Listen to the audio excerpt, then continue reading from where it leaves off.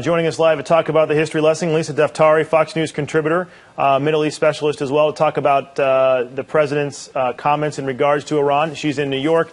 Lisa, I have to say, I was a bit surprised. I do understand in a diplomatic situation you have to put everybody on equal footing. But to compare what happened in 1953 to all what's happened since then, and even the issues that were going on before 1953, and in some respects blaming a lot of the problems on the U.S., almost taking blame for them, was a bit of a surprise. And I don't think a lot of Americans may not realize that, especially when you consider what Iran's done with the hostage situation, the bombings, the support of terror organizations around the globe that are against us in Israel, and more recently the support of Syria.